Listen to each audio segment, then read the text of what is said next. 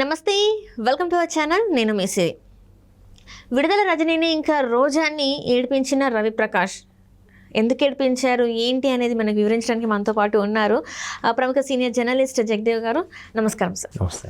రవిప్రకాష్ గారు రోజా గారిని విడుదల గారిని ఏడిపించారని చెప్పేసి అంటున్నారు. అంటే ఆయన నిజంగా అంటే ఏడిపించడం అంటే ఏడిపించడం కాదు, వాళ్ళు చేయించిన ఒక సర్వేలో వాళ్ళిద్దరు ఓడిపోతారని చెప్పేసి అయితే వచ్చిందని. నిజంగానే మరి నగరి నుంచి వెళ్ళి ఇక్కడ ఇప్పుడు ఎవరైతే మన విడుదల రజనీ గారు పోటీ చేస్తున్నారో ఆ ప్లేసెస్ నుంచి మరి వాళ్ళు ఓడిపోయే అవకాశం ఉందంటారు. ఆర్టీబీ రవిప్రకాష్ గారు చాలా రోజుల తర్వాత మరలా స్క్రీన్ మీద కనబడుతూనే ఒక సెన్సేషనల్ ప్రకటించడం అనేది జరిగింది. సో ఆయన రావడంతోనే చాలా అంటే గ్రౌండ్ లెవెల్లో ఎంతో రిపోర్ట్ చేయకపోతే అంటే ఒక రిపోర్టర్గా ప్రయాణం ప్రారంభించిన ఆయన ఈరోజు ఒక స్థాయికి వెళ్ళారు. ఇంతకుముందు కూడా ఒక మంచి ఫెమిలియర్ ఛానల్కి పనిచేసినప్పుడు ఇప్పటికీ ఆయనకి ఆ ఛానల్ పేరుతోనే పిలుస్తారు. ఎవరైనా రవిప్రకాష్ గారు అనగానే పలానా టీవీ ఛానల్ చేశారు ఆయనే కదా అని అంటారు. అవును సార్. సో ఇప్పుడు ఆయన మరలా ఆర్టీవీకి ద్వారా మళ్ళీ తెర మీద కనిపిస్తున్నారు. అయితే ఆయన చాలామంది సర్వేలు చేశారు మధ్యకాలంలో. నేషనల్ మీడియాలో కూడా చాలా సర్వేలు వచ్చాయి. దబాల్కర్ అని, రైజ్ అని, ఇంకోటి ఏంటది ఇండియా టైమ్స్ అని కొన్ని వచ్చాయి. అందులో అన్నీ కూడా కూటమికే ఫేవర్గా ఉన్నాయి. అలాగే వైసీపీకి చాలా తక్కువగా వస్తాయి. కాకపోతే టగ్ ఆఫ్ వార్గా ఒక 30 నుంచి 30 స్థానాలు ఉన్నాయి. అవి ఎడ్జ్లో అయితే ఇటైనా రావచ్చు అటైనా పోవచ్చు అన్నట్టు కూడా అందరూ సర్వేలో అలాగే చెప్తున్నారు. అయితే రవిప్రకాష్ గారు మాత్రం కొండ బద్దలు కొట్టినట్టు స్థానంతో సహా చెప్పేశాడు ఆయన. అయితే రవిప్రకాష్ గారు ప్రతి 175 నియోజకవర్గాల్లో ప్రతి స్థానంలో ప్రతి నియోజకవర్గం సంబంధించి ఏ అభ్యర్థి ఏంటి వాట్ ఈజ్ వాట్ అని క్లియర్గా చెప్పేశాడు ఆయన. ఎస్పెషల్లీ ఏదైతే వైసీపీ పథకాలతోనే కేవలం ఆ పథకాల లబ్ధి ద్వారా పొందిన వాళ్ళని ఓట్లనే నమ్ముకొని రెండోసారి ప్రభుత్వాన్ని ఫామ్ చేస్తామనే బలమైన కోరికతో ఉందో అవన్నీ కూడా ఎంతవరకు వాస్తవం అని చెప్పి అవన్నీ పటాపంచలయ్యేలా చెప్పాడు ఆయన. అంటే ఎస్పెషలీ రాయలసీమ ఉత్తరాంధ్రకు సంబంధించి ఒక కరెక్ట్ ఇది రాయలసీమ మొత్తం 51, 52 నియోజకవర్గాలు ఉన్నాయి. ఈ నియోజకవర్గాలన్నీ కూడా ఎలా ఉండబోతుంది వీళ్ళేమనుకున్నారు వైసీపీ వాళ్ళు మ్యాక్సిమం ఉత్తరాంధ్ర అంటే 3 జిల్లాలు శ్రీకాకుళం, విజయనగరం, విశాఖపట్నం అంటే ఒకప్పుడు ఉమ్మడి జిల్లాలు ఇవన్నీ. ఈ 3 ఇప్పుడు 2-3 జిల్లాలు అయిపోయాయి అవన్నీ కూడా. తర్వాత రాయలసీమలో 4 కాస్త 8 అయినట్టు 8-10 అయినట్టున్నాయి ఈ జిల్లాలకు సంబంధించి. సో ఎలా ఉండబోతుంది అనే దాని మీద క్లియర్ కట్గా చెప్పారు. అంటే వైసీపీ మ్యాక్సిమం వస్తుందని అందరూ అనుకున్నారు. సరే బొటాబొటి మార్కులతో అయినా మ్యాక్సిమం వైసీపీ మ్యాజిక్ ఫిగర్కి అవసరమైన సీట్లను తెచ్చుకొని గవర్నమెంట్ ఫామ్ చేసేస్తుందేమో అన్నట్టుగా కొద్ది రోజుల కిందట ఉండేది. ఇప్పుడు దాన్ని ఏమాత్రం హోప్ను కూడా ఆయన పటాపంచలు చేసి చెప్పడం అనేది క్లియర్ కట్గా కనిపిస్తుంది. ఎస్పెషల్లీ రాయలసీమలో ఉన్న 52 స్థానాలకు కానీ 29 వైసీపీ గెలుచుకోబోతుందంట. మిగతా 22 కూడా టీడీపీ కైవసం చేసుకుంటుంది. అనూహ్యంగా 1 కాంగ్రెస్ వస్తుందని కూడా చెప్పారు రవిప్రకాష్ గారు.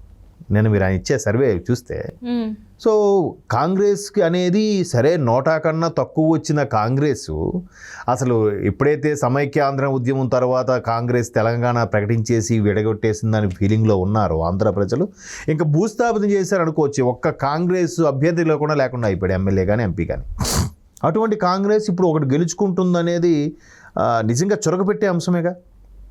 ఎందుకు ఎవరికి చొరగపెట్టే అంశం? వైసీపీకి. ఎందుకు? వైసీపీలో ఉన్న సోకాల్ నాయకులందరూ కూడా కాంగ్రెస్ నుంచి వచ్చిన వాళ్ళే.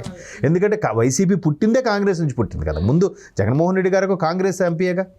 అంటే అందులో ఉన్న ఎవరు ఎప్పుడైతే రాష్ట్రం చీలికైందో అప్పుడే అక్కడ కాంగ్రెస్ నుంచి వచ్చిన వాళ్ళే కానీ ఎవరు కూడా అందులో నుంచి పైకి వచ్చిన లీడర్స్ లేరు.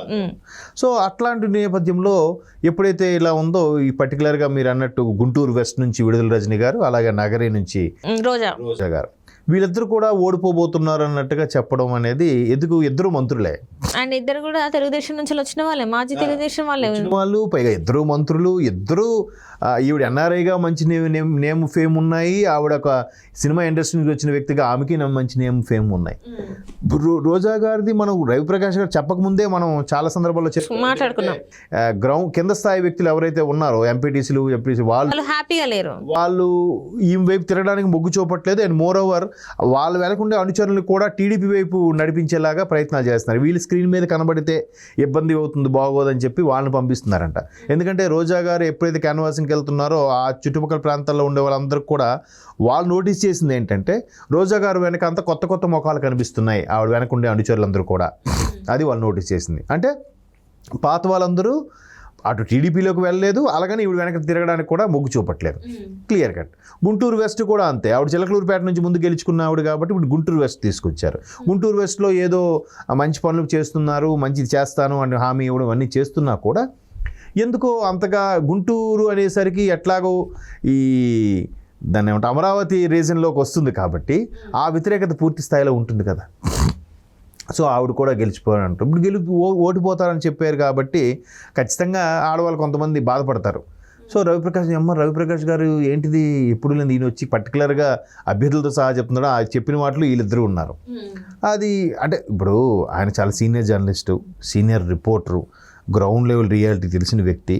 చాలా రోజుల తర్వాత తెర మీదకి వచ్చి మరలా ప్రస్థానం స్టార్ట్ చేయాలనుకున్న వ్యక్తి నికార్స్గా మాట్లాడకపోతే మళ్ళీ మన ఈ ఆన్ స్క్రీన్ మీద మళ్ళీ రావాలనుకున్నారు. ఎందుకో వచ్చారంటే ఖచ్చితంగా బుల్లెట్ దిగిందా లేదా అన్నట్టుగానే చేయాలి కదా, చేస్తేనే కదా. ఆ ఛానల్ ఎందుకు చూడాలి మనం? Why should we watch that channel only? అంటే ఏదో ఒక ప్రత్యేకత ఉండాలి. ఎంతకుముందు ఆ ఫెమిలియర్ ఛానళ్ళు చేసినప్పుడు కూడా ఆయన రకరకాలుగా ఒక ఎన్కౌంటర్లని కొన్ని రకాల ప్రోగ్రామ్స్ చేయడం వల్ల ఆయన మంచి ముఖాముఖి లాంటి ప్రోగ్రామ్స్ చేయడం వల్ల మంచి ఫెమిలియర్ అయ్యారు, ఆ ఛానల్ని ఒక స్థాయికి తీసుకొచ్చారు. ఇప్పుడు మరలా ఈ ఆర్టీవీ ద్వారా మళ్ళీ ఈయన ప్రస్థానం స్టార్ట్ చేసినప్పుడు ఖచ్చితంగా అటువంటి ఫెమిలియర్గా అదంటే అట్రాక్టివ్గా లేకపోతే ఎవరు చూస్తారు ఛానల్? సో అది ఆయన ఉన్నారంటే ఆయనకు ఒక ప్రత్యేక మార్కు కూడా క్రియేట్ చేసుకోవాలనుకుంటారు కదా. సో దానికి తగ్గట్టుగా కష్టపడతారు. కష్టపడినప్పుడు గ్రౌండ్ లెవెల్ రియాలిటీ అంతా కూడా ఆయన దగ్గరుండి సమీక్ష నిర్వహించి మరి కూడా రిపోర్టుతో చేయించుకున్నాడు ఆయన. లేకపోతే ఆయన ఎట్లా వస్తుంది ఆయన? అందుకు అంత క్లియర్ కట్గా రావడం, అభ్యర్థుల వారీగా చెప్పడం. ఎందుకంటే అభ్యర్థులు ప్రకటించిన తర్వాత చేసే సర్వే ఏదైతే ఉందో అది నేను పూర్తి స్థాయి కాకపోయినా 80% నమ్ముతాను. ఎందుకంటే అభ్యర్థులు ప్రకటించాక చేసే సర్వే అనేది రేపు 4వ తేదీన డిక్లేర్ చేయబోయే రిజల్ట్స్కి అది దగ్గరగా ఉండబోతుందని నా అభిప్రాయం. 4వ తేదీని ఏదైతే ఇప్పుడు 29 వైసీపీ 22 టీడీపీ అని అన్నారో, ఎస్పెషల్లీ రాయలసీమ రీజన్లో ఈ వైసీపీకి ఒక 20-25 వస్తాయి, టీడీపీకి అక్కడ ఒక 20 రావచ్చు. అంటే ఆ నెంబర్ గేమ్కి దగ్గరగా వస్తాయి అని నా అభిప్రాయం. సో ఆ అభ్యర్థులు వీళ్ళిద్దరు కూడా ఉండడం, వీళ్ళ చెప్పడం ఖచ్చితంగా అనుచరులతో కొద్దిగా బాధపడుతూ ఫీల్ అయ్యారంట. ఎందుకు వాళ్ళు కూడా తెలిసిపోతుంది కదా ప్రభుత్వంకి ఎంత క్రేజ్ ఉంది ఏంటి. మరి పేరుకే మంత్రులు కానీ మనకు పూర్తి స్థాయిలో ఫ్రీ హ్యాండ్ ఇవ్వలేదు, ఎక్కడికక్కడ మీట నొక్కేమో వాళ్ళ ఖాతాలో పడిపోయింది అన్నట్టు ఉంది. కానీ పోనీ వీళ్ళు సూచించిన అభ్యర్థులకు ఇచ్చారా, వీళ్ళు సూచించిన కార్యకర్తలకు ఇచ్చారా, లేదంటే పలానా ప్రాజెక్ట్ వీళ్ళు తెచ్చారంటే వీళ్ళ చేతులు ఏం లేదు కదా పాపం, వీళ్ళేం ఏం చేస్తారు. సో ఆ విధంగా మేబీ బాధపడి ఉంటారు, మనకు అవకాశం ఇవ్వలేదు ఏంటి. మరి పేరుకే మంత్రులు కానీ మనకు పూర్తి స్థాయిలో ఫ్రీ హ్యాండ్ ఇవ్వలేదు, ఎక్కడికక్కడ మీట నొక్కేమో వాళ్ళ ఖాతాలో పడిపోయింది అన్నట్టు ఉంది. కానీ పోనీ వీళ్ళు సూచించిన అభ్యర్థులకు ఇచ్చారా, వీళ్ళు సూచించిన కార్యకర్తలకు ఇచ్చారా, లేదంటే పలానా ప్రాజెక్ట్ వీళ్ళు తెచ్చారంటే వీళ్ళ చేతులు ఏం లేదు కదా పాపం, వీళ్ళేం ఏం చేస్తారు. సో ఆ విధంగా మేబీ బాధపడి ఉంటారు, మనకు అవకాశం ఇవ్వలేదు, మళ్ళీ ఇంకోసారి గెలిచేలా కూడా కనిపించట్లేదని ఫీల్ అయి ఉంటారు. ఈ సర్వేతో వాళ్ళు ఇంకా కొంచెం నిరాశలోకి వెళ్ళిపోయి ఉంటారు. Right sir, right. Thank you so much. Thank you.